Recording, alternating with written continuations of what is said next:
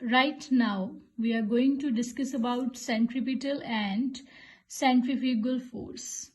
Now we know that force is required to make the object move. Okay, force acts differently on objects depending upon the type of motion it exhibits. In case of the curvilinear motion, two types of forces comes into picture.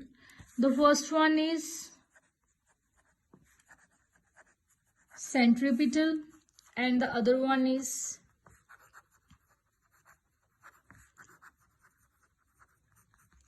centrifugal force.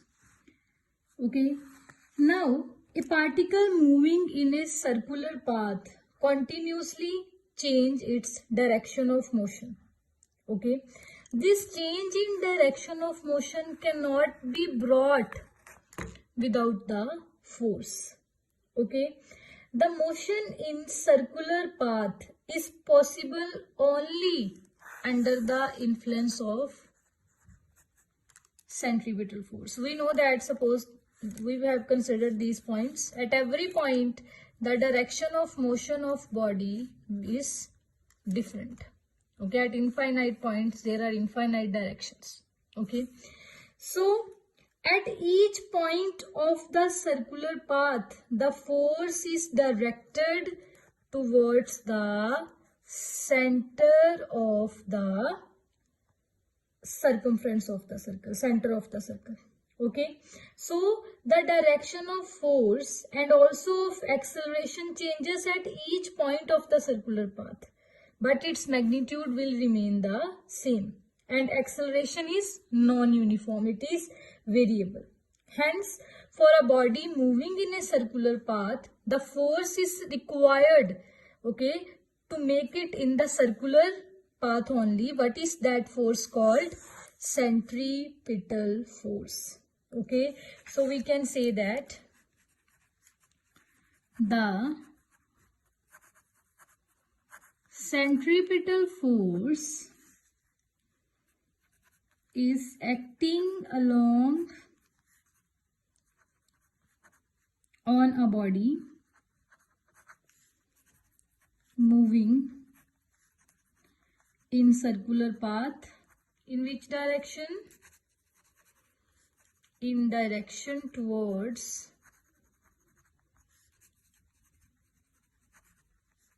the center of circular path. Okay, in direction towards the center of circular path, this force is called centripetal force. Okay, if we will talk about motion of, this is a nucleus, okay, and electrons are revolving around the nucleus. How these electrons are moving, okay, that is also with help of the centripetal force. Okay, centripetal force is obtained from what? This is a nuclear charge that is acting on each electron, electrostatic force. Okay, so particles are in the circular path. Centripetal force is obtained from the electrostatic force of attraction on the negatively charged electrons by the positively charged nucleus. Okay, and we can say moon is moving around the earth. Okay, moon is moving around the earth, and which is the force that is provided towards the center? That is the gravitational force of earth. Okay, moon moves around the earth in an elliptical path for which the gravitational force of attraction on the moon by earth provides the required centripetal force. Okay, now the next one is centrifugal force. Okay, it is assumed, okay, this is not real force, it is assumed by an observer, okay, moving with the body. Okay, what is assumed here? To be acting on the body moving in a circular path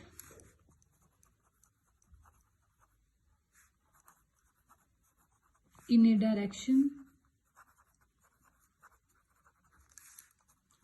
away from the center of circular path. Okay, centrifugal force, this is the center seeking force, okay, towards the center. This is going away from the center outwards. Okay, now this centrifugal force is not the force of reaction. Why? Because action and reaction do not act on the same body. So we can say that this is not a real force. It is only assumed. Okay. Let us consider one example explaining this concept. All of you may have seen merry-go-round. Okay. This is an amusement ride consisting of a rotating circular platform with the seats for the riders. Okay. Now consider an example of the merry-go-round. Suppose we have a ball tied with one end of the string. Okay, the other end of which is tied at the center of the, let this be the rotating platform of the merry-go-round, and let this be the center. And this, first of all, very simple, this condition is like this, that merry-go-round is there, a ball is tied with the string. Okay, this is the ball, okay, tied with the string. Now when it is not moving, okay, merry-go-round is stationary, then what we will observe? The ball is seen stationary with the string loose. Okay, but students, as the platform, okay, as the platform of this merry-go-round, okay, will start rotating, then what we will feel? Okay, the string will become tight. The string, this is the ball, and the string will become tight. Due to what? Okay, it is due to the tension T of the string that is acting on the string. Okay, now let us consider two persons. One be M, he is standing outside on the ground. One at the center of the merry-go-round, one person A is standing. Okay, let in the first case P be the position of the ball. Okay, now the person standing on the ground outside the merry-go-round observes that when it is moving, now this merry-go-round platform is moving. Okay, ball is, according to him, the ball is in which motion? Circular motion. Okay, and while the person who is standing in the middle, what he is observing? Ball is stationary. Why stationary? Because as the merry-go-round rotates, what happens? The position of platform also changes. Let it be A dash, then ball will be at which position in front of him? P dash. When the position of merry-go-round is A double dash, ball is at which position? P double dash. Okay, every time, what is it? The position of ball is in front of him because he is also rotating as the platform rotates. Okay, so for M, this ball is moving in a circular motion, and for A, this ball is always stationary. At the different positions, the ball will be in front of him. Okay, now what is the observation here? What is the explanation that will make clear to you the concept of both the forces that are acting on the body moving in the curvilinear motion? Okay, first observation we will consider, that is for person M. Okay, the body is moving in which motion? The ball is in circular motion. Okay, because which force is acting towards the center? Tension T in string provides center seeking force that it provides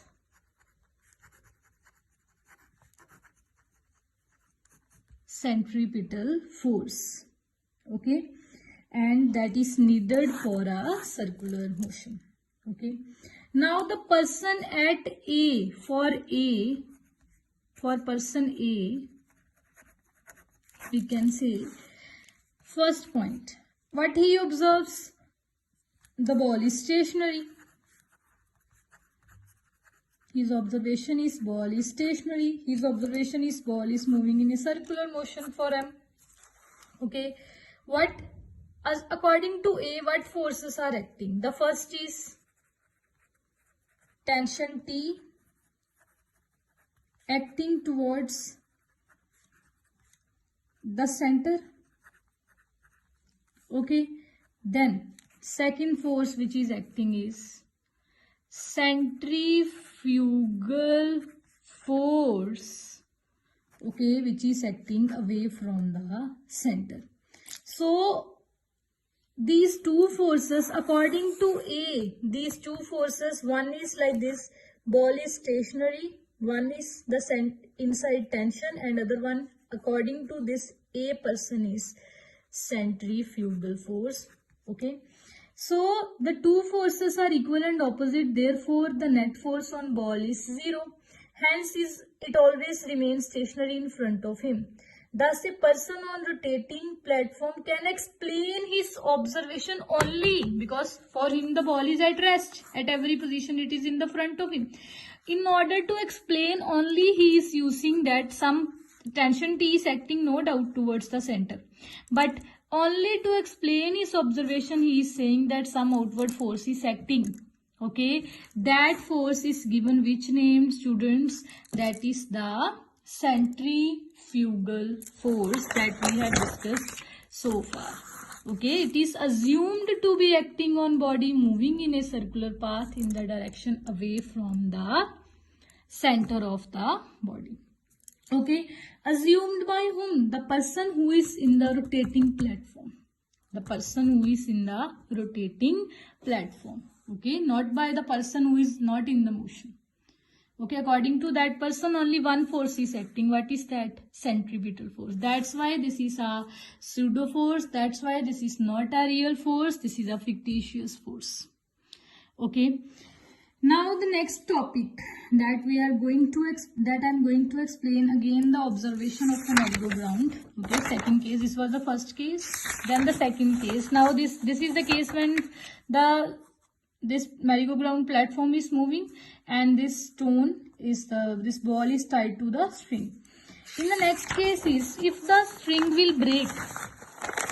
Okay, if the string will break. Now this is the center. One person is at M.